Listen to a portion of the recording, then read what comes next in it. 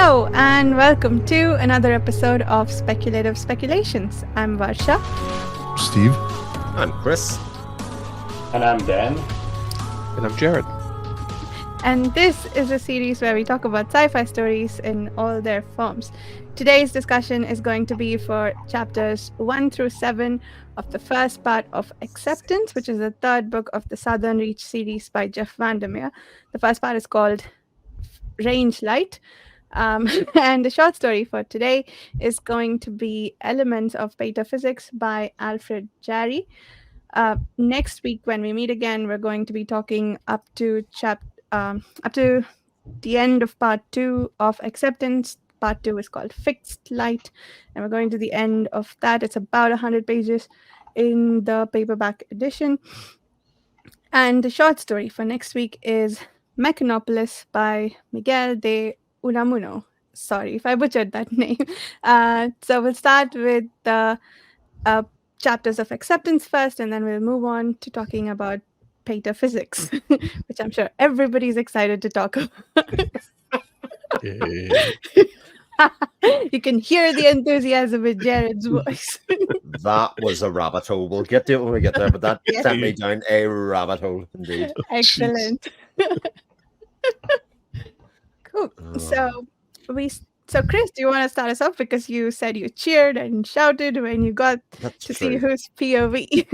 Well, before he even got there, I was like, we have read 2 books of questions after question after question, and then you get the prologue to this damn thing that is set from the director's point of view, and I was like, I have never seen so many answers just went bang, bang, bang, which again produced another million load of questions, but I've never read a prologue like it, especially for a third book that was just set everything off on like another tangent, because you think all the things that you're going to be excited about, like the jump through the portal, we don't know who the new POV is going to be, all of those things, and then the director basically comes back and tells you, do you know all that stuff that you thought you knew beforehand? It's all bullshit. What did you think of the second person POV? So when it got to, because we obviously had the conversation, Dan posed the question last week, who do you think is going to be? And you know, I cheered because I said Saul at the time. I thought that would be a really interesting POV, and I cheered and went, yes, I was right. And then to have that turned on his head to kind of say, but we're not only doing that, we're actually doing this from multiple POVs, which I have to say gives it a very different read. It's not as claustrophobic an experience this time. It's very much more kind of open, a bit like the world in Area X is itself. So I feel like this book is phenomenally different to read compared to the other 2, definitely. Don't know if others feel the same. Yeah, I do think it feels like a different experience. In the first book, it was a first-person perspective, and then with the second one, it was just Control, right? It was third person, but it was just Control's perspective the whole time. I don't think we switched at any point, if I remember correctly. That's right. And then this one just goes all over the place. I think it's just like wanting to give us all the answers. And yeah, it's interesting. I feel like I've forgotten several things about Area X that I am being reminded of now, because we haven't been back, which is very interesting for me, because in the second book, I still felt like I was there the whole time, but we weren't, right? We were just following Control, trying to figure out Area X. But I think I remember one of the first things I noticed in the descriptions of Area X was that she talks about how all the plants look black or something. And we got a hint of that again. I think he mentioned some black looking reeds or whatever. And also the switch. I think in the first book, she talks about the event that caused Area X. And I think the whole time, I thought it was some sort of like big nuclear radioactive type of event that must have caused this, that the outside world is cleaner than what's here. But since then, I think it has really shifted to this is the pristine wilderness and everything's clean and doesn't have any toxic contaminants. And the outside, apparently some ecological warfares are being waged and their battle is being lost, because that's one of the things that's cutting resources from the Southern Reach. So it was interesting to be back in Area X. but I'm very curious to see. Like the thing that I'm most curious about is who's talking to the director. If I'm wondering if if your theory is right, Chris, that at some point we were looking at the doppelganger of the director, and so a doppelganger is talking to her. But in the prologue, you mean? yeah, every time we get a view of the director, it's in second person. It's you do this, you do that. I see. Yeah. Okay. I Because never picked up in on the that. prologue, she's talking with the biologist, right? Yeah, right. Yeah. Yeah. Like, okay. She's talking with the biologist, but the you is neither of them. Yeah.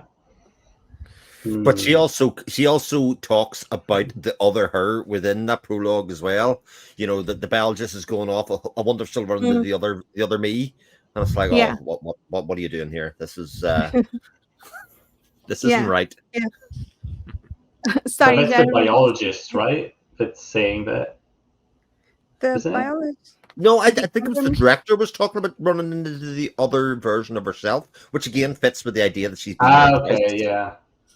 Yeah, the biologist says something along the line of like, yeah, if I were to see my original one, I would tell her, oh, I wouldn't do this, I wouldn't do that. Which is, a lot of this stuff was like what we were saying when we first read that part. We're like, why are you doing all these things? Yeah, it's almost like a breaking of the fourth wall, no? Wait, I thought all of that was to control, not to the director. Yeah, no, yeah, that's true.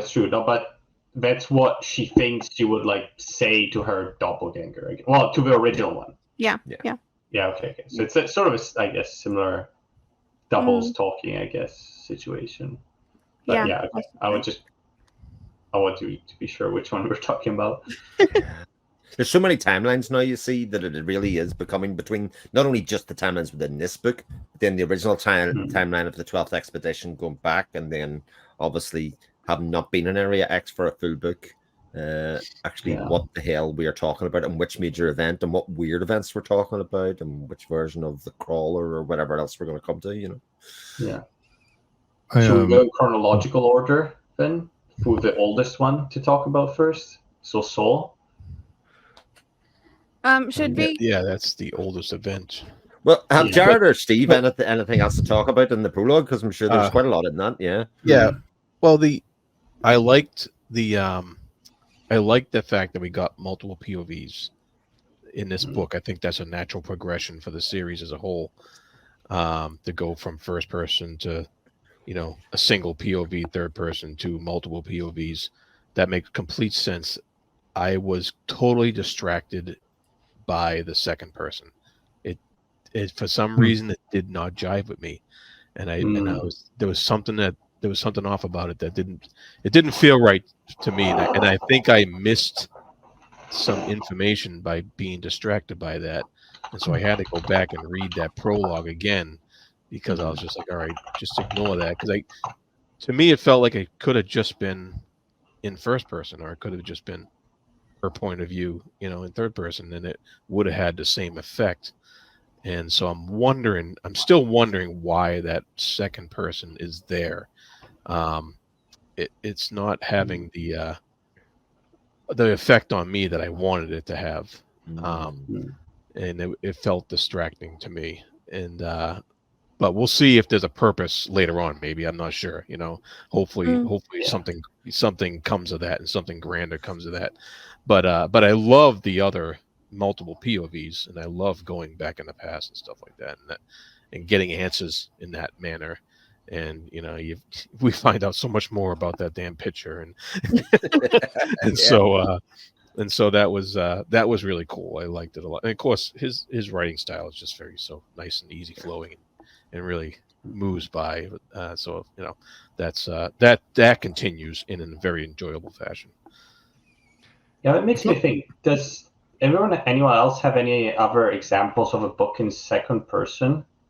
The only one I can think of is The Raven Tower that I read. I don't know if anyone read that, but I can't think of any other one. The Broken Earth has portions in second person, and it's done for a reason, which okay. I think this might be too. Yeah. And the spear cuts through water as well. The spear cuts through water as well. Yeah.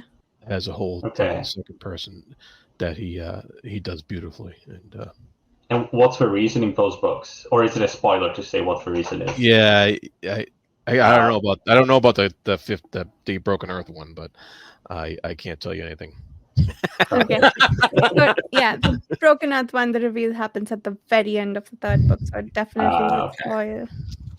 Yeah, it seems like it's that way. It's like, I guess when it's in the second person, there's some twist about, someone talking to you or whatever is going on. Yeah, fair enough. Yeah. I mean, all the examples that I've read, I've read the first 50 pages of the Spear Cuts Through Water, so I don't know the reason for that style of storytelling, but yeah, it feels deliberate and with a purpose, right? Like, it's not just, hey, I'm just experimenting with this. It might be, but it's with an end goal, I feel like. So yeah, I do think this one might turn out to be that someone's talking to her or filling her in or something. It feels like it's heading there, but not sure where it'll go. I felt like the prologue was written and it had a different feel. It almost felt poetic at points. It had a very different feel, and I really appreciated that. It felt like the kind of the change of pace it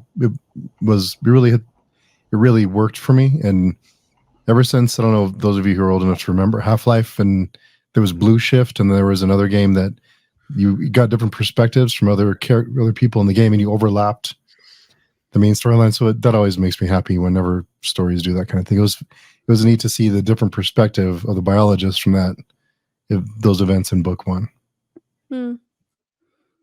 Yeah, I do like. I've highlighted a lot, so I think I see what you mean about the more poetic bits. So she apparently hears a whisper. Is your house in order? Isn't that what Lowry asked Control as well? Is that an Area X thing, do you think? Or is it just how Lowry threatens his underlings? It's the echoes, isn't it? So, I mean, we talked about this last week in terms of hearing the conversations in the bar of the people repeating dialogue from other parts of the book as well. And I don't know, it was because of that conversation that it was much more tuned to the "Is your house in order now?" and knowing exactly where that came from and what it meant. But again, it sort of leads the idea that, again, time is not linear in these places. Time is not start to finish in the same way as we would experience it on Earth, naturally or otherwise. So there, again, echoes of the real world in Area X, and again, ask that question of how much is Area X bleeding into our world has it bled in through Laurie, because obviously nobody's discussed the fact that is Laurie a doppelganger, even though he was the first person to come back. I find that really odd that like they're sort of openly talking about everybody else as being doppelgangers or being compromised in some way, and Laurie comes back and he's like, right, you're in charge. and they have that video in which a woman became a doppelganger, so they've seen it happen. Someone who, as far as they know, did not have a twin who lived in Area X has a doppelganger. So why wouldn't they at least suspect whether Lowry also had a copy who came up? Or has he so thoroughly taken control of Southern Reach that everybody knows not, or has been conditioned to not ask those questions? Wasn't it Lowry who would be doing the conditioning, basically? Because he's, he's the one who was on the phone all the time with whoever was in charge. Yeah, that's a good question. I mean, that might be why nobody's questioning whether he's a doppelganger, because he's the one been pulling the strings. Sure. But, yeah. Huh.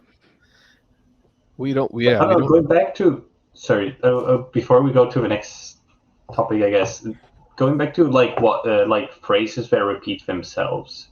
I found one which I wanted to ask you guys if you noticed and if you think it means something, because he said the Ghostbird says to Control, "Don't thank people for doing what they're supposed to. You told me that." Right? Yeah. And then, I was like, I remember that. And I went back to check in the previous book. But Control never actually says that to her. He says it in the sense that when Ghostbird is taken away by Central, he thinks, oh, if he was still here, I would have done this. I would have told her this. And she says, and he thinks, I would have told her, don't thank people for giving you something they should have given you already. You're helping, something like that. It's slightly different, but it's like the same concept. It's so close. I'm wondering what, like, if it means something. But that's the only phrase I could find in the book, because I did a search. That's the only time that it comes up. And what you're saying, Dan, is that he didn't actually say it to her, but he thought it after the fact. Yeah. Yeah. Interesting. That might be just a case of thematic resonance. Rather than her reading his mind or something, you know. Well, she says, "You told me that." That's why I was like confused. Oh, right. Yeah. Maybe we did have a conversation, and I'm reading too much into it. But I just thought the similarities were so close, and the fact that she says, "You told me that," and he did not actually was. I don't know. There is definitely Area X is. There is definitely something about, and again, this comes from the prologue and whatever else and from the last book, but the idea that this doppelganger version of the biologist, now called Ghostbird, is the antithesis to Area X and will not conform to how things are going to operate with Area X in the way that other doppelgangers were. Like, she was the Trojan horse to be sent back into Area X at some stage to put things right. So again, that frame of narrative from the very start of the book is like almost telling me this is what this book's about, is about how is Ghostbird going to, or what is it about that person that is different and is going to fix a lot of this duality and the taking over and all that kind of stuff. Yeah. That's interesting, because I mean, haven't most of the copies died when they came back? Like, her husband caught cancer, and other ones died too, right?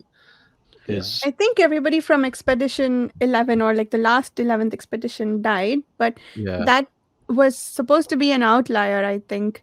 Oh, was that an outlier? I think so. I think they felt comfortable sending, well, at least the director did, because they had been coming back all right for a while.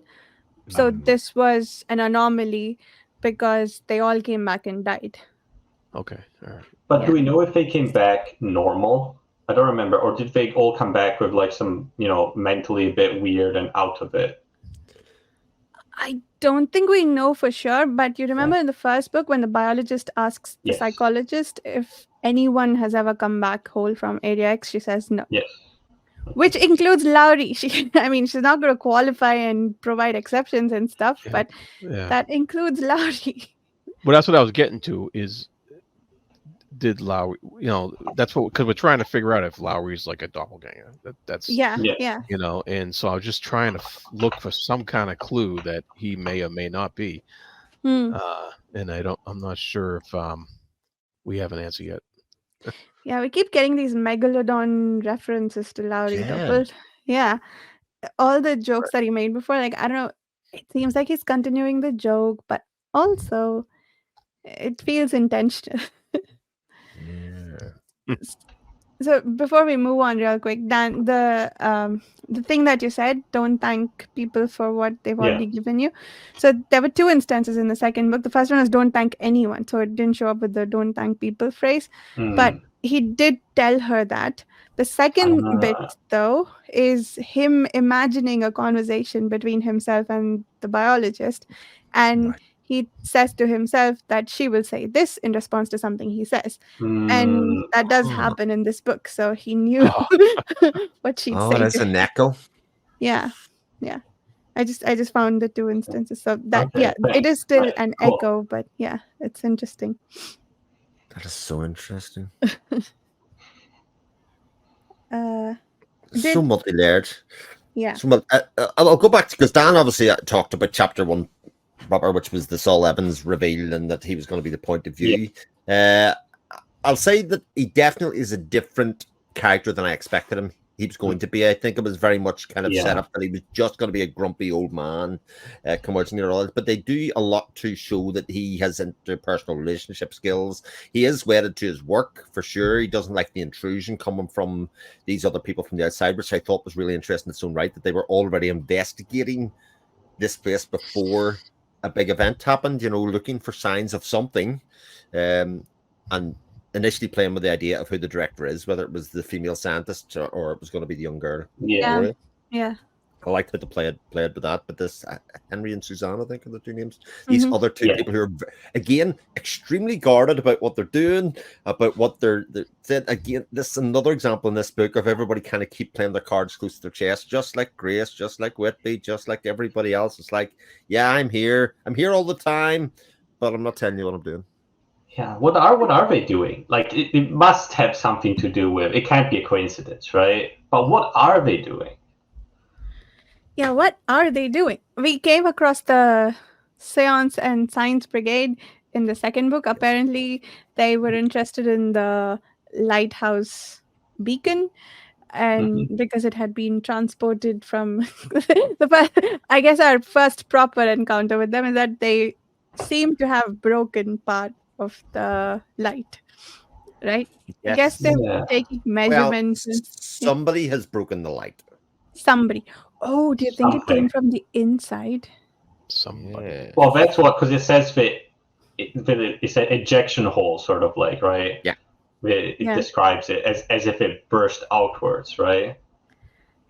Oh, I was thinking inside, like a bullet from the inside. Yeah. Oh, From the outside, sorry, like someone standing in the lighthouse shot at the thing, but the other way around. The way it's described, it's like suggesting coming from the inside, right? Yeah. And then it was almost like something, right? Yeah, it was an eruption or sprouting. That is the way that I sort of read it, is that it almost like a plant shooting out or something like that, Oh, wow. Yeah. Okay. So whatever, probably what Sullivan touched, I guess, just shot out of the glass. But is that the shooting out, was it caused by the Science and Science Brigade? It seems like maybe. Yeah, they were still up there when Saul heard the clinking sound, right, of something breaking. And then they said like, "Oh, glorious day! Like, we don't need to be here anymore," right? Yeah, and Henry was looking down to see what the heck was going. Like, not what the heck. He was looking down to see how Saul would react and what would happen when he touched that glass. But if they were trying to do that, why weren't they looking for whatever came out? I assume they would be like ejected and then try to find it. I don't know. Yeah. But they were like, "Oh, everything is fine." So maybe they're trying to do something else, and that was like a byproduct. Yeah, I thought it was like, kids. No, nothing to see here. I just broke something. They continue to go on. But I do think it's really interesting, though, that it bursts out of the light of the lighthouse, right? And that it's luminescence that's actually infecting the whole area. Yeah. So the bits that people start to give off luminescence, but both the biologists found that, but also like Gloria and Saul are starting to experience this luminescence effect in them around. So again, that comes from the kernel of the light. I sort of thought was like really interesting. Like no idea what's happening or that effect, but I can't think that it's just a coincidence that beacon or that light is now being spread throughout the whole of Area X. Yeah, that's really cool. I didn't make that connection at all. Like I was just thinking all the light names are just referring to the lighthouse light, but from there to the brightness. And then I guess the other comparisons that the poem that Charlie says is silly. Not poem, sorry, just the comparisons that he has that people are lights too. And I really liked that. I did not like that Charlie dissed on it, but anyway. What was I gonna say? That's all. Sorry. Yeah, I didn't make that connection. So what do you think it is, the thing that was in the glass? And I guess it's in Soul now. Yeah. Yeah. Like sliver. Yeah. What is it? What's your theory? The thing that made him the Crawler. Probably, I guess. most obvious possible prediction. There was, yeah, it has to be something that came out. It's interesting But that, yeah. where did it come from? I mean, again, and this idea of like, what is the genesis of this thing? Isn't alien invasion, whatever it is, but also the fact that there's obviously the portals between the real world and the border points, obviously, because we see that Ghostbird and Control come in through a different way in there. X, like, does it only connect to the human world, or does it connect to somewhere else? Like, it does ask that kind of question of if we've like a sort of portal fantasy kind of idea here, that we think it's only in two directions, but it could be in more. Like, there's nothing to say that it's not. Right. Yeah, remember the first book, they said like the stars look different too. Yeah, that's right. Yeah. Right, which is also suspicious. Yeah. Also, that Henry was mentioned. They're studying the terroir. Yes, that word Um, again. That word, yeah, and they're like talking about prebiotic particles and ghost energy. So that feeds all into that light stuff you were talking about. Yeah. And I love Steve will appreciate this, but all of a sudden, we've been talking from book 1 about the tunnel, we've been talking about the lighthouse, and now all of a sudden book 3 is like, we don't care about the tunnel, we don't care about the lighthouse, we're talking about the island over there. That's what should have been there all along. It has a button. It has a Where's the button button? and a monster. Where's the hatch? Where's Desmond? Yeah. Desmond's See the next Desmond live brother. Recco Yeah. over there. Yeah. See you in another life, And brother. there was a fire. There was a fire on the island. And what was the fire? They didn't know what the fire was. They could see it taking over. Oh. Where's the submarine? Where's the boar? Where's the dolphin with the human eye? Where is everything? Where's the polar bear? Those of you who have never seen Lost are like, what is he talking about? What are you talking about? Has Dan seen Lost? But isn't it so interesting that they were talking about the terroir back then? That vocabulary was already in the conversation, and I thought actually at the time that Henry was Whitby. I thought he just becomes him, but it's not. I think it's very clearly wrapped up that Whitby got his knowledge through another way, as we know that he actually came back with the director before. Like, I think that was a massive revelation as well. Yeah, we didn't know that before, right? Nope. No. Okay. Yeah. But in this first chapter, we also get the revelation that, and maybe this was mentioned before, but I didn't remember, that Saul was a preacher. Yes. And, a lot of those might have words been mentioned, but yeah. Yeah, but he was quite familiar with those passages were probably from him. And so that's, you put 2 and 2 together real quick there to go like, okay, we know where that's from. How it all gets written on walls and stuff, I don't know, but it's hard not to think that the crawler is Saul at this stage. Like, I think whether that's true or not, I think that's what the book is sort of leading you to. That's what the breadcrumbs sort of tell you, because of the scriptural passages and all the rest of it. I don't think it's quite as easy as that. I feel like there's more things to turn at that, but yeah. When the director goes down into the tunnel, though, she does find Saul there. She does recognize him.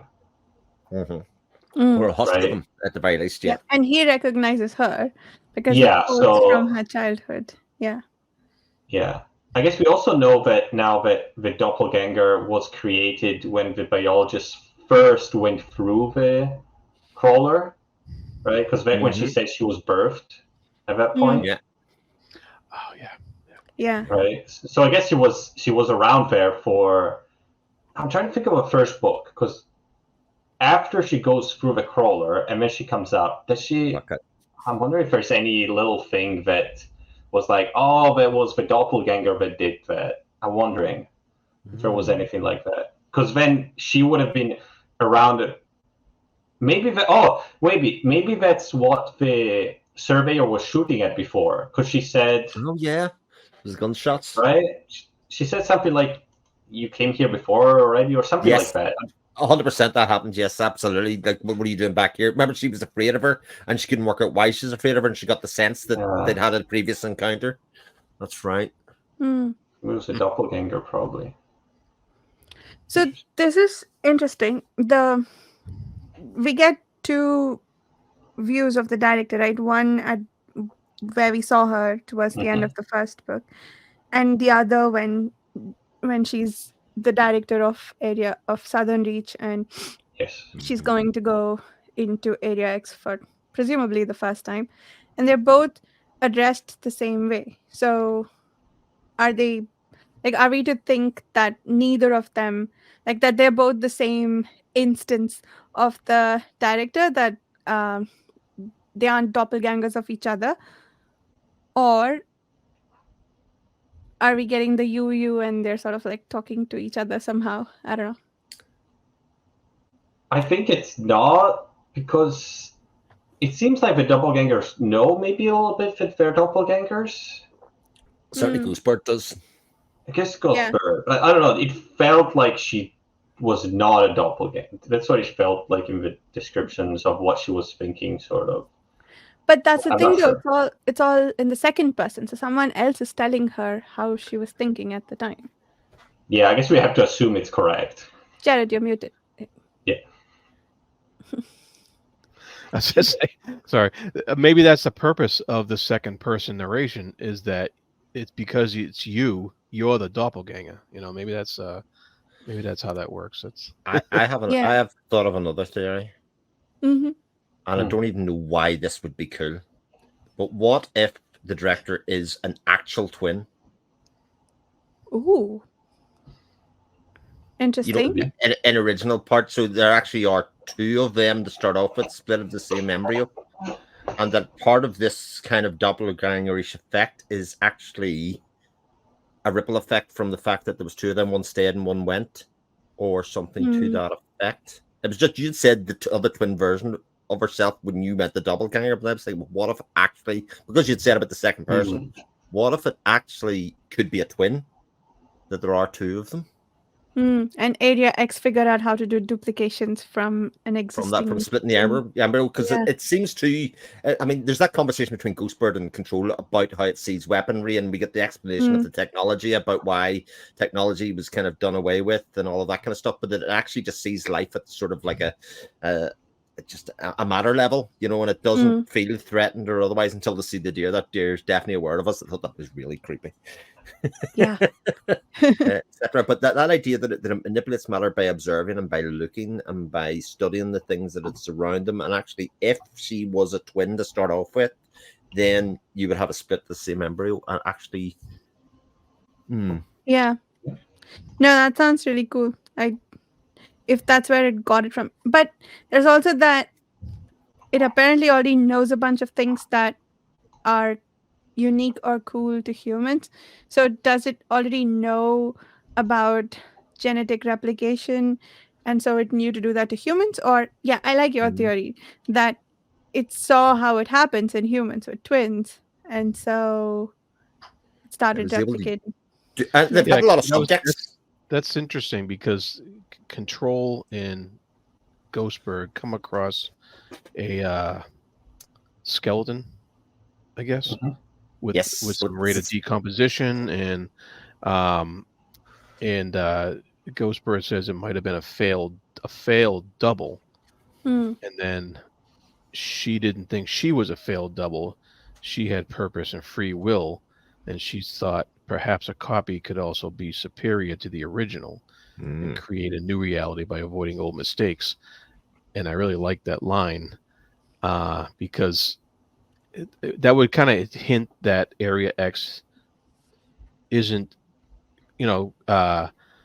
perfect in its creations. It's failing, and it's trying again, and it's doing something different, and it's trying something else. And maybe with the biologist, it succeeded better than before, and the implications of that are could be quite frightening, actually, for the rest of the world. So it's interesting, though. Like, the perfect copy it made was, so going back to what we found out about the places where the surveyor and the anthropologist showed up, that they sort of became entry points to Area X, right? That's what we found out towards the end of the second book, or at the very least, the areas where they showed up were cleaned of human toxins. So, but the area that the biologist showed up, she wasn't. So it almost seems like it's counteractive to what Area X might want to do with the outside world. Like if it wants to create more pockets of itself, then the biologist isn't going in the right direction. So maybe she's such a perfect copy that it also replicated all the things that would make her like human and eliminate the Area X-ness of the doppelgangers. Too much free We will. know that. Too much We free know that it didn't, like the biologist spot where she turns up also didn't start transforming. Because I thought it also did, but like they didn't check or something, or it was like not a famous, like a place with a lot of people, so we're like, oh, not sure. I thought it was something like that. I think they said, yeah, you could be right. I don't remember what happened towards the end, but the biologist's place was different somehow in that, and I thought it was different in that it hadn't changed the way the others had. It stayed the same. I keep coming back to from the prologue, and again the bits that the director gives us about the relationship with the biologist. I keep coming back to the fact that we made a couple of assumptions in the very first book that we accept to be 100% true. That is that the biologist inhaled the spores, and the spores enabled her to not see the power of hypnosis, to be able to see clarity, do all those kind of things. Yeah, and none of that might be true. That's like a lot of our theories have been based around those things that were very heavily led by the author. Don't get me wrong; I think that was the intention, but it might have also just been the director that enabled her to not see the hypnosis because it was her doing it, in order to set her up to be the Trojan horse that's just coming back in and being able to see things clearly. And I'm still preoccupied by that,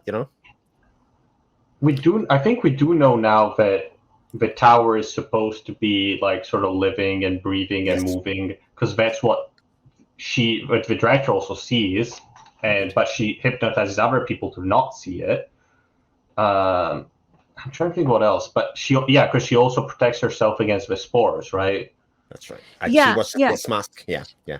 She knew to wear the mask the first time, so the fact that they didn't in the first book has to be very deliberate. Also, was the description, like when the biologist was not hypnotized, when she went back into the tower, was the writing described in the same way as it was before that? Like, did she notice a change in quality?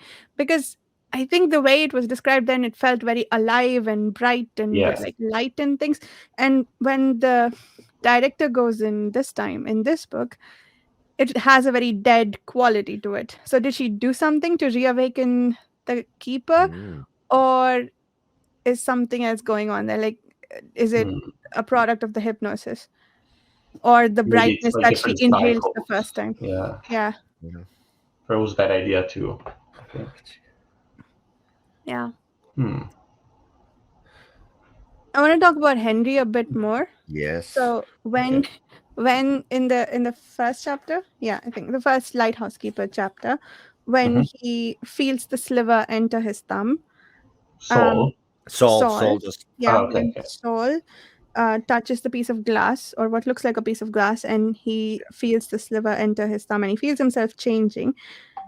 First, he sees that Henry was looking down, right? I think Henry was looking down on him before he touched the thing, but then he sees that Henry had gotten down the flight of stairs so fast. So two possibilities. One, Saul lost some time from the sliver entering, and he didn't realize how much time had passed. Or two, Henry's doppelganger was created by whatever came out of the glass. But what happened to the original copy of Henry? What happens to the originals when the doppelgangers are created? I think they're still there. They're still around. The biologist is still was still around, right? And also I'm trying to think. She was Yeah, absorbed her into examples. Area X though. And, Yeah, but she well, was still there, I guess. Yeah. For a And- while, for a little bit. Her skull. that's true. And I guess the husband also saw his doppelganger, whatever Yeah, true, form. That's right. Yeah, he was in. I think we saw in recordings too, like two of them, like one in front of the other or something like that. Oh yeah. In the recordings, we saw that. Yes, Yeah. that's right. Yeah. Mm-hmm. Oh my god. So, My yeah. head's gonna explode. Oh, but I actually, know. I'm the just like, doppelganger. I mean, if it was a doppelganger, the dude could still be on top. But like, where did it go afterwards? So maybe not the doppelganger theory, but the sliver did something to him. But it is But possible. also- yeah, I was going to say it's possible that again that Saul lost time and doesn't know that he delivered the shard that was inside him back up to the lighthouse as well. I mean, there's again that idea that there could be lost time for him or loss of memory about actually what's doing. So everything related to that shard or that sliver that went into him could be affecting his who's in control and all of that kind of stuff to bring it back around. Yeah, that makes sense. But we also don't know what happened between when Saul gets the sliver and when Area X actually happens, like manifests, I guess. Yeah, we don't know that yet. So Yeah, but who knows this if there were any doppelgangers or whatever? When did the tunnel appear? I get who knows when. Because I guess it must have been a little bit, because we know that the director was sent away, right, during the summers with her dad, and then at some point Area X happened and then she wasn't allowed to go back. But it must have been at least some months or something, I think. Because I think, does she mention that she came back like the next year, or was it a couple of years before she couldn't go back? I don't remember. I think she had grown up and then her father told her what happened to her mother. Yeah, no, but at some point she says that, I went to live with my father, and then one summer I couldn't go back anymore, or one year I couldn't go back anymore, and then it was told later on. But I don't remember from this point in which Saul touches and when she was not allowed to go back. I don't know how much time passes. Do we know? Do we know the season right now when we met the lighthouse keeper? Because if she goes away in the summer, So yeah. Oh, was she in school when she was visiting him? Good question. Trying to remember. I don't think so, because I think she lived with her mother most of the time, and then she went with her father in the summer, I thought, when there wasn't school or something. Yeah, right? yeah. So at most a few months, I think. Like if it has to be the very beginning of the year. Well, why would it be? Why am I partitioning it by year? It could be winter and like autumn to winter. Like it could be almost a year or But it's some period of time. It's not like a couple of days, probably. No. Yeah. I wonder if there's another like trigger event or something. I wonder. Interesting. Yeah. Or maybe the science brigade is doing some other weird shit. Yeah. The other thing I wanted to point out about Henry is this. At the end of this chapter again, the gleam of the man's eyes was the light of a cold beacon coming to Saul from far off, as if Henry were broadcasting some other message entirely. Something's going on with this dude. Have no idea what. He's creeping me the hell out. Yeah. They have a very sort of older feeling. Like I can't place them in like, what is it, the 70s or something. Like they sort of don't fit. They fit more in, again, like a Lovecraftian end of 1800s, early 1900 noveler, right? I haven't Very read weird. Lovecraft, but... Maybe. I mean, yeah. I don't know. Like I imagine them dressed like that, or with weird contraptions that were used by scientists in the late Victorian period or something. I don't know. That's how they feel unnecessary characters to have as repeatedly prominent a role. I could sort of see it as suggesting or introducing them to say that this has been investigated for a long time and this wasn't just after the effects of Area X. There was an investigation before, but they also have been around in the taking of the picture. They have been, actively in all of Saul's chapters here in some way, and you can't help but think, what is their narrative purpose here? Like, there's two of them as well. Again, that duality of having two of them all the time that are on the side. Yeah. The scientist and the medium, I guess, or whatever. Yeah. I wonder if they found maybe they found some old book or something with some rituals, and they're like, "Oh, this can summon something," right? And they're doing, because we also know that this, like, the lens, we also don't know where it came from, but we know it's very, very old, right? It's pretty old. Yeah. So, I don't know. Sorry, Steve, what were you saying? No, I just want to apologize again to all of you and our listeners because I've been super sick this week. So I got till chapter 2, so I may be way off here, but it seems like Henry said something to I forget his name, Saul, and it seemed like a suggestion, like there was, like we had seen before, that he's told him something to calm him down and to say everything's okay.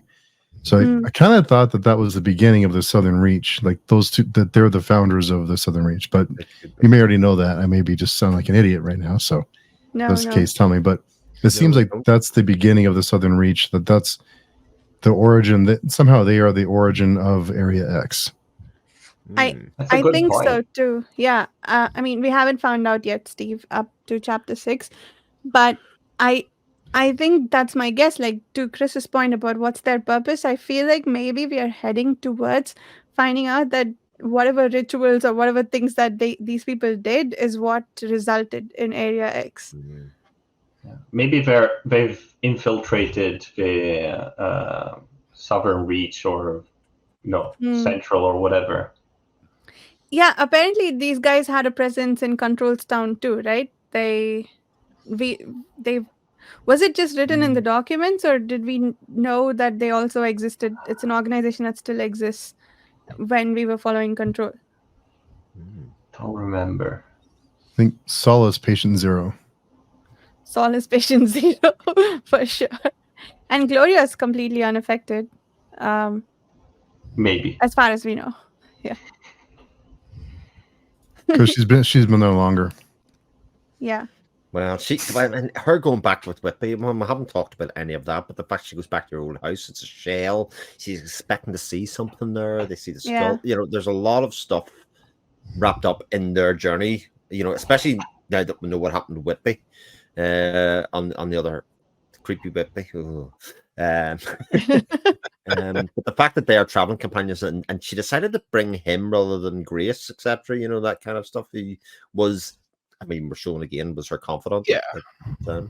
Yeah. I mean, I can see why she made that decision. I mean, Whitby doesn't seem like he would have the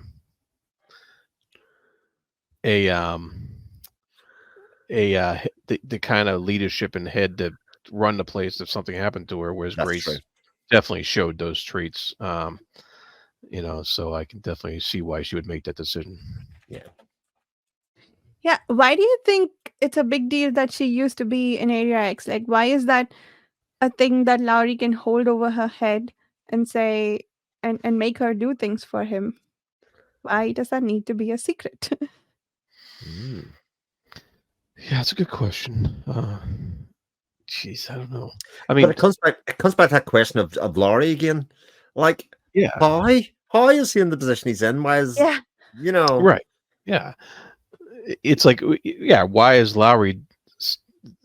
You can ask why he's doing that, but why Lowry? That's the real question. It's like, is he?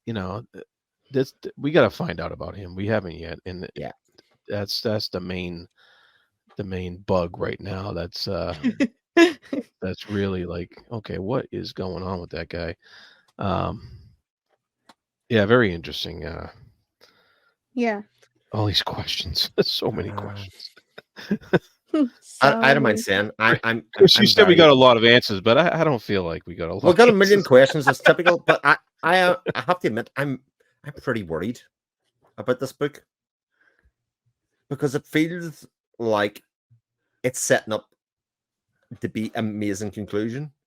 But if it was as amazing a conclusion as it feels like it's ended up to be, this should be the first book that everybody talks about when they're talking about great books. Like, this just seems like an absolute no-brainer. And a lot of people do love the series. I'm not trying to say that it's not, but this is, if this was able to pull off an ending, this would be easily all time, you know, great trilogies of all time. So maybe by the idea that it is so kind of, it's very meandering, if you know what I mean, in terms of the questions that it asks and the answers that it doles out, maybe that just rubs enough people the wrong way. But like, it just feels like there's so many possibilities and good possibilities for endings here that they can't actually mess this up in some ways, in terms of just giving us something that feels like it could be tangible or true, because it's good stuff throughout the book here. Yeah. And I think it's also what you said, Chris, towards the end of the first book discussions, that it seems to be that we just need like one answer that ties it all up together. And maybe, yeah, I guess the lighthouse beacon is somehow going to be that answer, and we'll have to figure out what the fallout was from that. But yeah. Well, or is the answer the island? Or the island. The island's on fire. Oh, the island probably. The beacon used to be on that island, and it caused a lot of ruin. And then it moved here, and Area X happened. So, yeah. So yeah, but so does that mean what? How? Oh yeah, how did? There's more questions. We know nothing about the island. That's the problem for all the discussion. We know nothing. But they're going in now, right? Yeah. The biologists in control are going in now. So hopefully we'll get some answers. Maybe the island was the actual first start of this whole thing, and then it moved on to the mainland with the beacon, or Do you think Henry and Suzanne were on the island, right? And then they moved away from there before. They were. And they said there's nothing there, nothing to see there. In fact, they said it almost like, it'll be nothing to see there. We're not going back. Did. Yeah. they messed something up there. And they left. Just set the place on fire and they left. Yeah. It was like that when we got there. Yeah, it's definitely that Homer Simpson defense. Maybe Suzanne's runaway Ouija board summoned something. Who knows? Oh, interesting. I didn't think of that. I didn't think of the seance part of the seance brigade. They summoned Area X into being. Yeah. That's cool. The reed monster we found out is the psychologist of the previous expedition.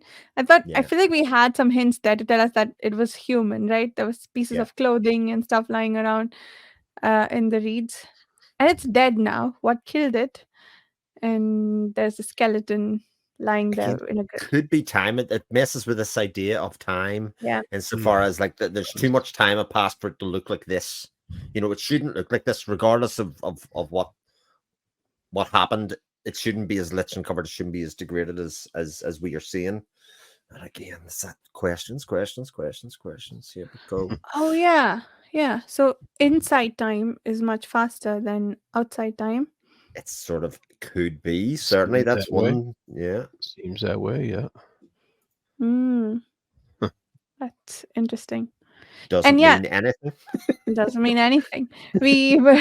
I think when the director went back in, she thinks about how remote the sun feels, as remote as the outside world. But yeah, that feels similar to when we were told that the stars feel different too, and the sun feels different from here as well. But yeah, I like what the biologist told Control, that this place like, to this place a smartphone would be as basic as a flint arrowhead. That's right. Yeah. It's nothing. It's like this to us, it's this great technology, but to them, this place, it's nothing. It's just just a little tool discarded on the ground. It's atoms, just like everything. I think it's sort of like atoms, everything's made up. Yeah, it's made up. It's matter to them, And, so it doesn't matter. And if this place has the capability of messing with matter on that molecular level, like she was saying, then can it not also mess with time on a same type of level that you know, it's we may suspect it's doing. Yeah, I like that. Yeah, Just throwing stuff against the wall. That's all. modifying space-time inserted itself. No, it was nice to see Whitby be a competent scientist, before like we got that really creepy view of him in the second one. But for like 5 minutes, he was this hyper competent scientist with ideas that the director liked and wanted to test, and that broke him. But But again, that question of the terroir, Henry's talking about it way back. Whitby's talking about it, obviously, in the last book, and Control is carrying around that it like a thing in his head. He's referring to it all the time in terms of his journey through the world in the modern timeline. Yeah. And even though he's being a bit creepy with Ghostbird and trying to come onto her and did all sorts, like Jesus Christ, can Guy just not keep it together for 5 minutes by himself?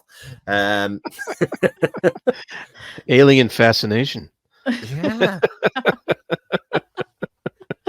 Oh my God. Thankfully she's rebuffing him, which is quite good, and being quite, forthright about it and saying it for what it is.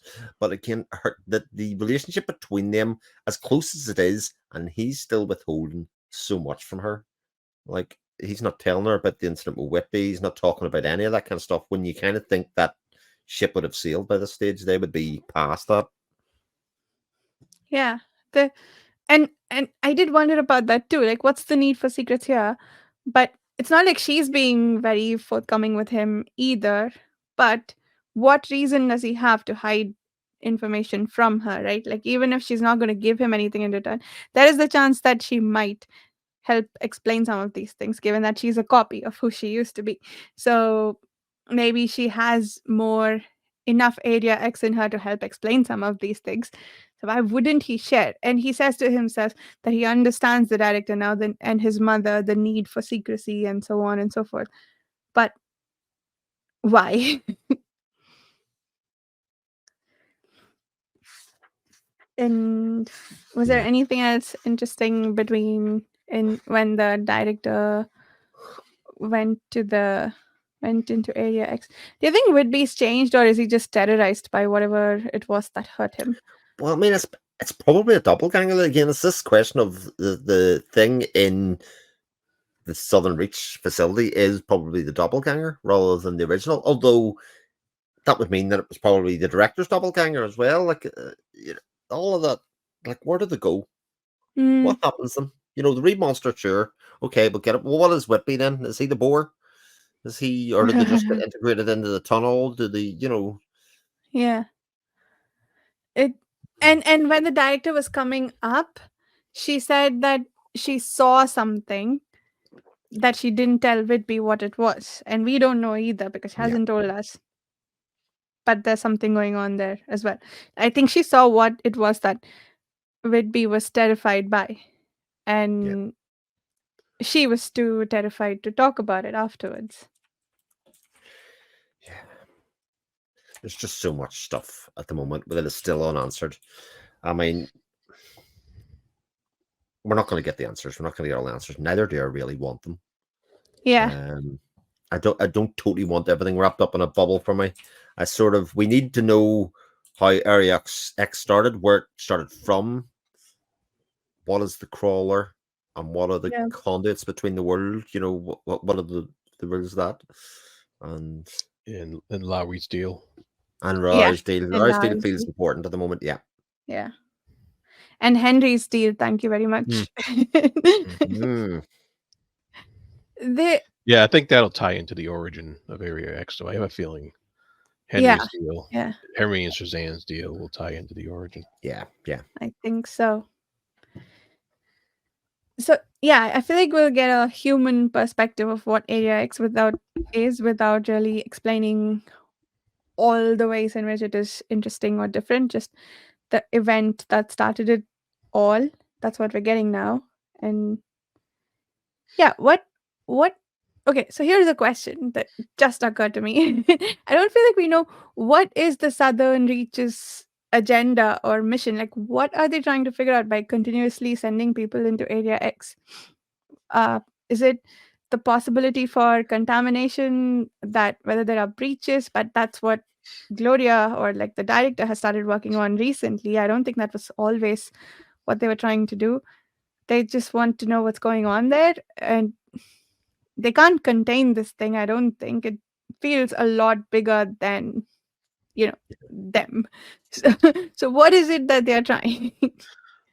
Yeah, that's a good question, because it's like at first it seems like they're just like through the first book, you get this idea they're just scientists. They just want to discover something. They just want to figure out a scientific anomaly that is weird, and they don't have any idea what it is, but they want to figure it out. But then you find out in the second book that this thing's surrounded by the Navy, and there's a lot of cloak and dagger going on, with Central and all that stuff.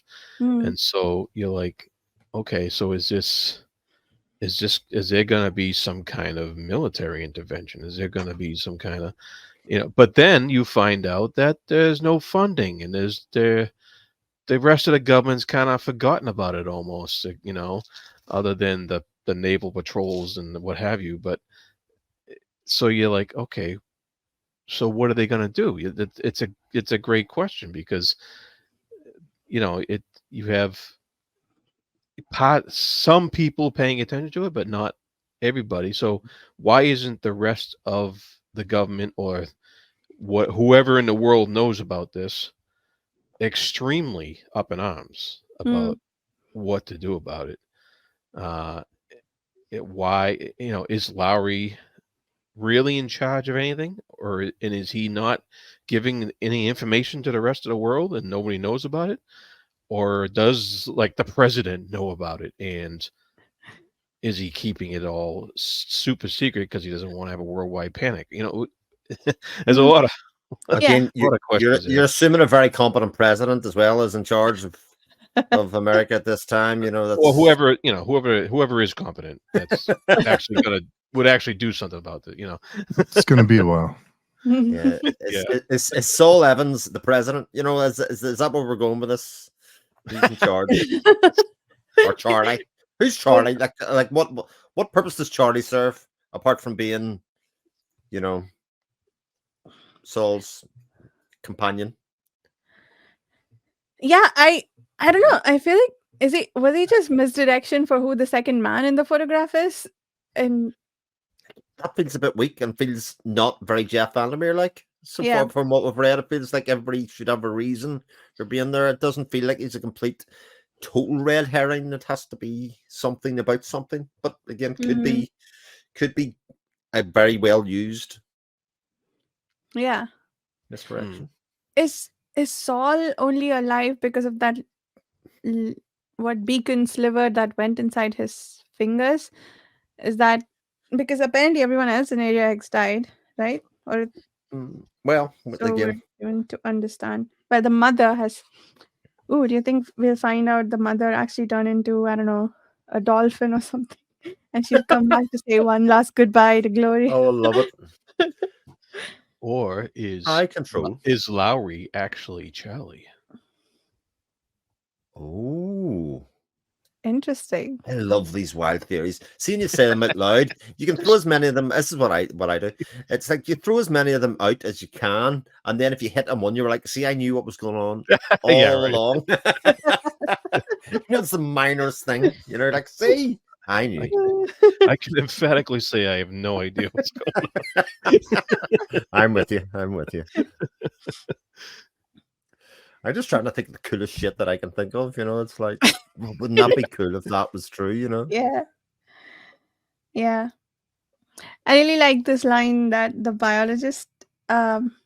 the biologist, Area X was looking at her through dead eyes. Area X was analyzing her from all sides. It made her feel like an outline created by the regard bearing down on her, one that moved only because the regard moved with her, held her constituent atoms together in a coherent shape. And yet, the eyes upon her felt familiar. I feel like we could spend an hour just breaking that down after we finish reading the series, figure out what the heck this means for us in the context of finding out about Area X, if we Well, do. it could be that everybody that it makes a duplicate of, it inhabits into its consciousness. So Yeah. in some ways, her husband is in there. Every expedition is in there. Saul's in there. That is really what the crawler is about. It's like an overwhelming consciousness of some sort. Nice. That be done, but there's another theory. Oh, we also found out that Saul is the one who takes pictures for replication, right? Like the crawler does that. Oh yes, of course, yeah. Which begs the question: what the heck happened to the anthropologist if that's all the crawler does? Or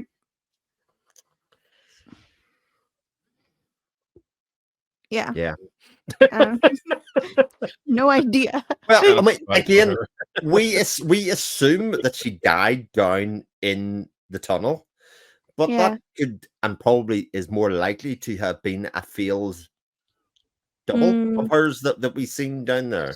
And that again, where did the anthropologist go then? Like, what happened to her?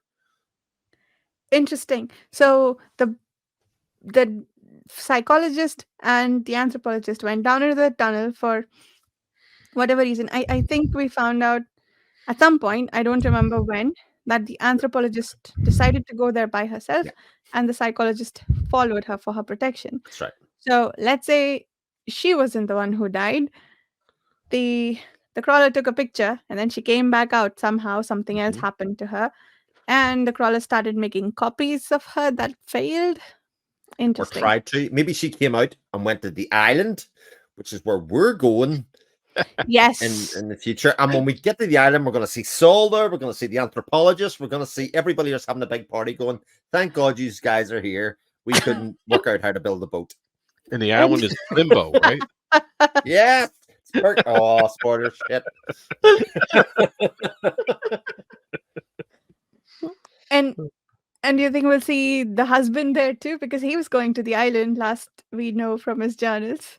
I mean, they're probably burning each other. There's probably that many people there that they have to start burning them for food or something. That's probably, The others are coming. Yeah. Bizarre. Oh, man. More and more bizarre. There was one other thing that happened. I'm not able to find it in my notes, but there's something either the biologist do or that biologist does or that control does, which felt very, very similar in description to what happened to Saul when he picked up that sliver of the beacon. But I'm failing to find it in my notes. But I thought, I mean, I don't know if that is explaining to us that these people are going through the same changes that Saul went through a long time ago, or if it's explaining to us that that was the beginning of Saul's transformation. Right. Who knows? Who knows? Well, many hopefully we will know in about 3 weeks. So you won't know in the next couple of chapters, I can tell you that. Yeah. Oh. I'm really glad we stopped where we did because we've already been talking for over an hour. Yeah, I was very conscious when I was reading through this and I got to the end of chapter 6 and I was like, this is gonna be like hours long, this conversation. There's just far too much to unpack. A bit like I think it was you said, Varsha, earlier on. I felt myself going, oh, I've just read a paragraph and I didn't get anything new out of it. I'm gonna go back and reread that paragraph because there's bound to have been something in there, and it definitely feels like that's this book at the moment in terms of like there's not a word wasted. Everything has relevance and meaning. Yep. I think I don't know. I have a feeling this is going to be satisfying. I feel like it's not going to give us all the answers that we might Yeah. possibly want, Don't but want them. I feel like it might be a good ending to. Yeah, I would almost be disappointed if it wrapped everything up in a neat little bow and told us this is exactly why everything was the way it was. But yeah, let's see. Are we ready to move on to talking about pataphysics then?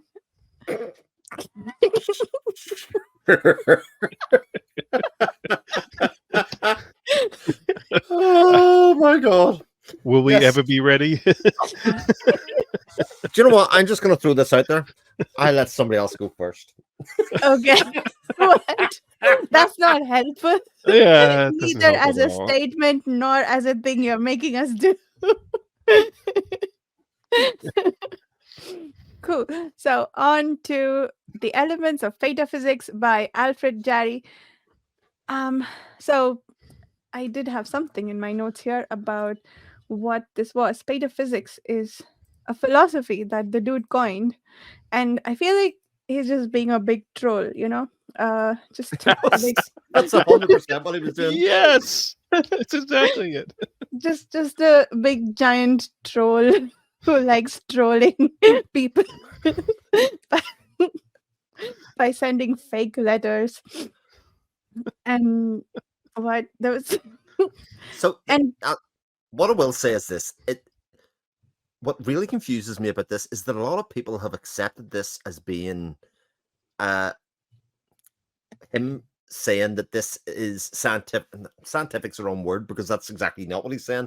That this is actually a relevant philosophical stance to take, when I think it was almost certainly him making fun of science and scientific discovery and scientific invention and all of that kind of stuff. He was almost certainly making fun of it. There were a couple of lines I can point to in it, but a lot of people were like, yes, he's right.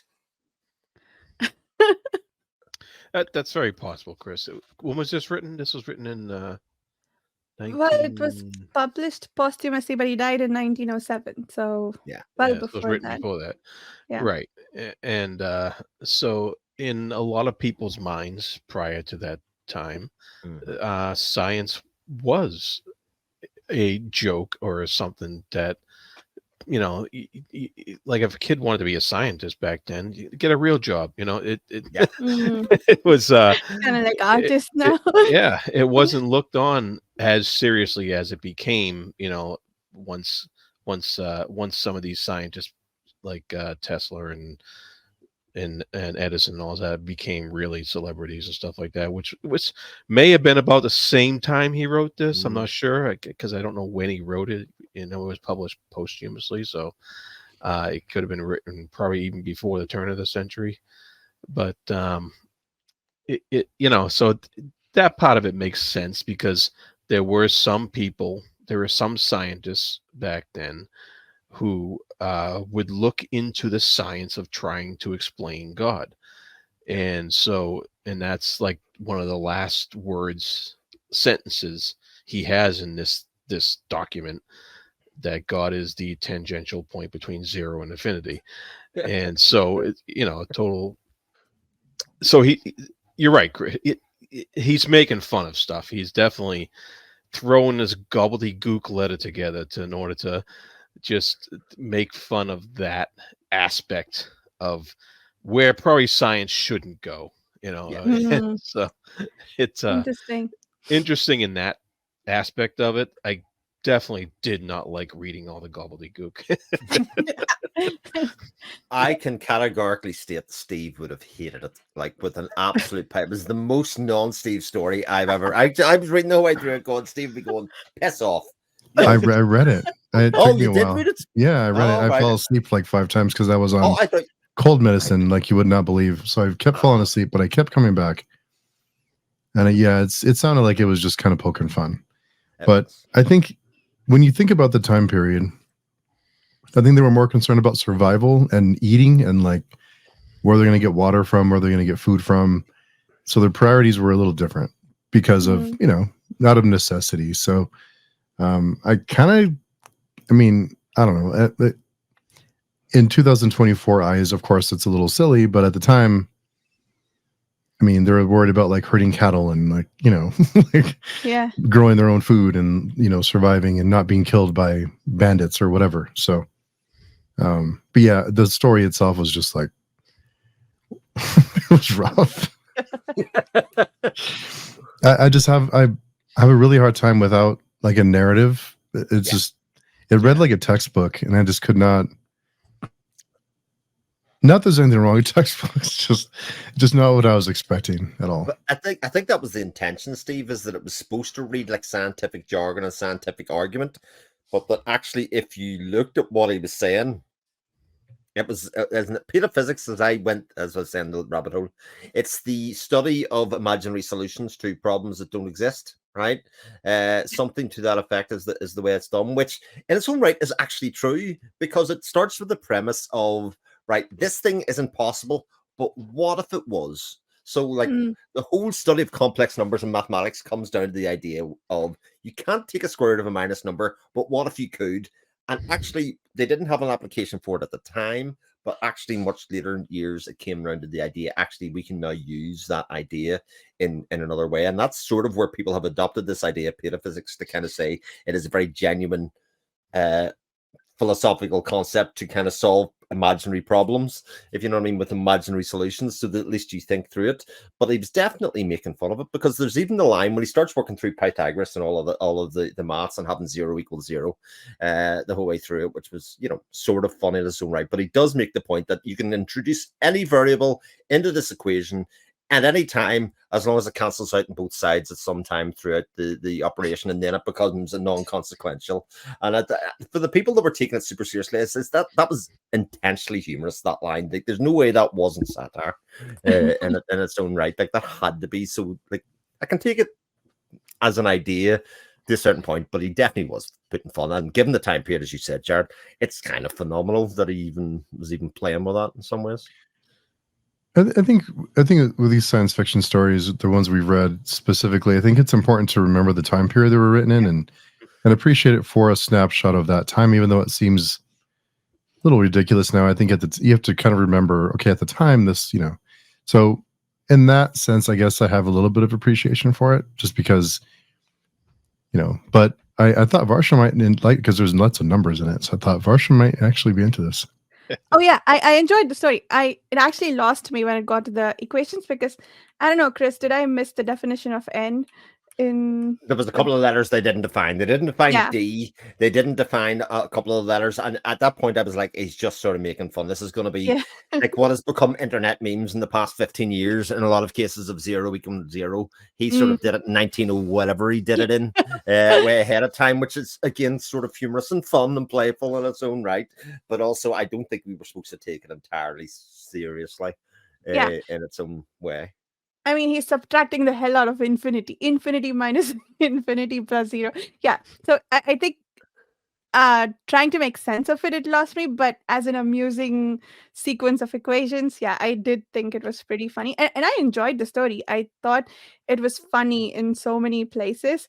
And that's kind of why I'm calling him a troll, because I feel like he's poking a lot of fun at things that we take for granted. Like some of the things that he's pointing out, like why is the density of water 1 just because we use it every day? Or why is it the boiling point of water 100 Celsius? 100, because we've these, first of all, why is even 100 an important number? Right, that water's boiling point is 100, and then like we work backwards from those as references from everything. So the things, it reminds me of some of those stories that make fun of, I think we talked about this when we were discussing The Road, some of the things that we take for granted as like important things that we need, like money is just like lying around there and nobody wants it. Feels a bit like that, like the things that are the basis for science that we do today that we take for granted. He's questioning that, and in a very amusing way. So I enjoyed that story. Also, the other reason I called him a troll is because he says pataphysics is the science of metaphysics. So, so metaphysics is de-sciencifying science, sort of, and and then you're making a science of that, and apparently it is as, or yeah, he did explicitly call it the science of metaphysics, right? Yeah, he did. Yeah. The science that arises Oh, from that metaphysics. arises from, Metaphysics. right? Yeah. Yeah. Which I don't know, like in and of itself, isn't that a contradiction? But yeah. And then the conclusion it comes to at the end, of course, like you said it already, the shortest point between zero and infinity is God, and that's the idea. If you can't explain anything, just call it godly, and then Ooh. that's its own explanation in its own right. So if the divine is the answer for things that can't be explained scientifically or otherwise that we haven't got the science for, and you go, okay, I mean that was definitely true of the time period for sure, you know. Yeah.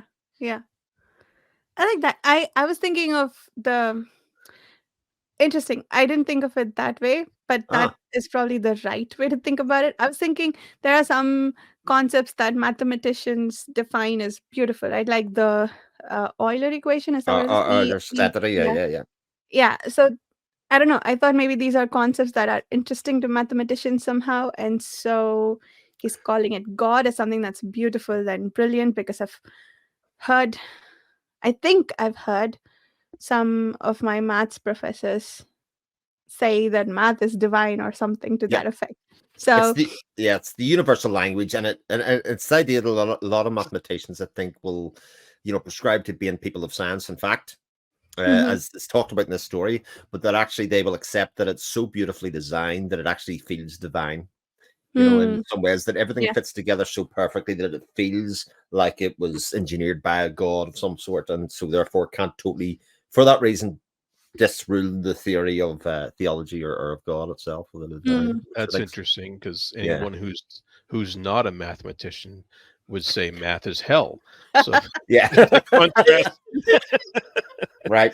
I'm starting classes next week. We're gonna find a bit of free time, and we're gonna start you from the start, and we're gonna play. excellent. So post podcast maths discussion. Yes. Oh, I like that. And that's the other, so I'm watching a bunch of quantum physics great course lectures, but like minus the math. She's just talking us through the concepts with a lot of analogies. Jarrod's face palming.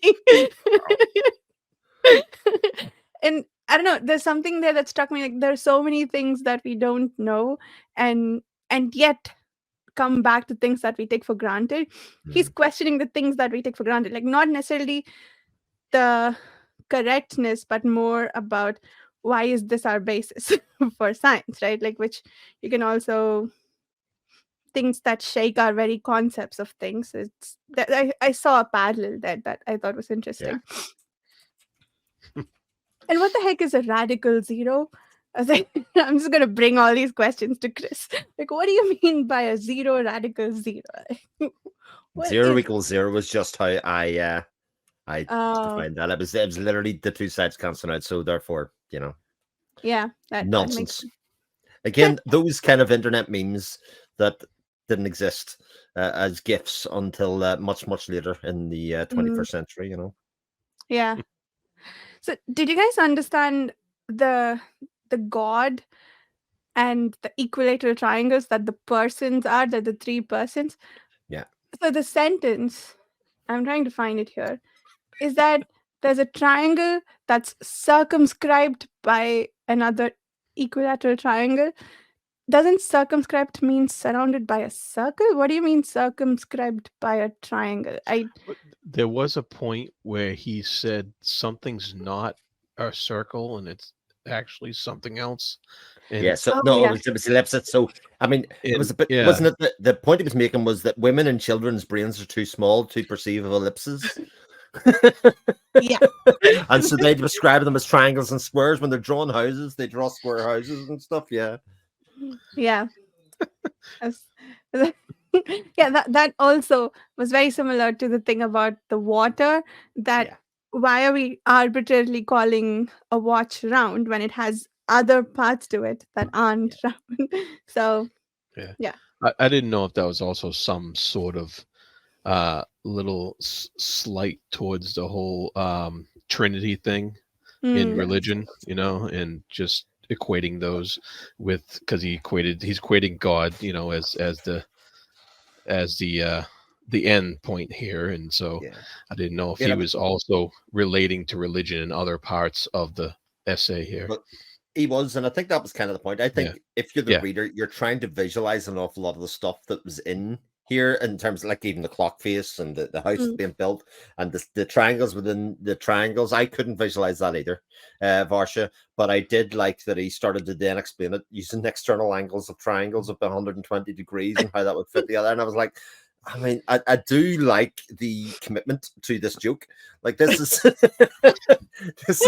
this is quite niche. Like there's only a certain subset of people that are reading this and going, this is humorous. And at some point he says nobody's hands are long enough to go to the ends of the cross. Thank you. I was going to say circumfix. Steve knows what I'm talking about. But the cross, the ends of the cross. That he uses the letter Y to represent the cross in his equations, because that, again, it's totally making fun of it. Like there's no doubt about that in my head. Oh. Oh God. But yeah, it was a fun story. Like it was cute, and I think I don't know what its point was, but for me, it's telling us to question the things we take for granted, even in something as solidly founded as science, I guess. So yeah, it was a good story. I encourage everybody to type in pataphysics into YouTube and see how many videos people have made about pataphysics. No. It is absolutely incredible to my mind, the amount of videos that are deadly serious in tone, and the amount of comments going, "This is brilliant." That obviously, there's no link to the original story in it. It's just like, okay. At a certain point, I'm starting to worry that I'd totally missed the point of it altogether. I think it just goes to show you that people are looking for a philosophy that they can attach themselves to. Yeah, that is true. No matter what it is, someone will find comfort in, this explains everything. Yeah. Just like, I don't have to think about things anymore because all the answers are here. But the example that I thought of actually from reading the story is the idea of the flat earth, because pataphysics basically says that your observable physics and the things that we understand don't have to be true. So actually the people that believe in flat earth, etc., are absolutely bang on right and should be listened to at all points. That's pretty much what pataphysics is about. Oh. Have you ever been in an airplane? Like, do you know how geometry, like, do you know how the measurements work? The Earth is not flat. Now, I keep on saying the same thing. I've had a lot of these people in the class, to be honest, and I always put the same thing. I draw a very rough map of the world and say, if the Earth's flat, how come it takes so many hours to fly from Tokyo to Los Angeles and so many hours to fly from London to Tokyo? You can't explain that. But like, if the Earth was flat, it should be far longer. And I said, you go away for the rest of the week and come back to me with an answer. And if you can, we'll continue this conversation, and if not, we're done. It's a conspiracy. That's what it'll come back to. But I have a really good friend who believes the Earth is flat. He's a brilliant he's like an engineer. He's brilliant, but he believes the Earth's flat. And it's like, what? We have fun conversations, but it's ridiculous. But anyway, well, there is no argument you can make. Let's be honest. It's like, come on, like, conversation. There was a picture I once saw of like what flat earthers think the Earth looks like on a clear day, and it had the pyramids, it had, I don't know, the Taj Mahal, and it had the Statue of Liberty and everything. And you could see like basically all the monuments you could see clear on a clear day. I have to say, if you're reading or watching the lectures on quantum physics, etc., and you're not watching the Apple TV TV show Constellation, I have to. Okay. You will love that. Okay, I will check it out. Thank you. It's great. Okay, I will text my husband right now. And a TV show about quantum physics. I mean, and they actually pull it off. I think a lay person can follow it. Excellent. I'm gonna. I also bought a bunch of Greg Egan books because I looked for quantum fiction and his name showed up a lot. So I'm gonna read a few That's stories. just you needed more books. Great idea, Varsha. Well, Well, if she can read infinity books, then that's right. that's true. And infinity minus infinity is. Did he do that? Did he say infinity minus infinity is 0? Did he do Well, that?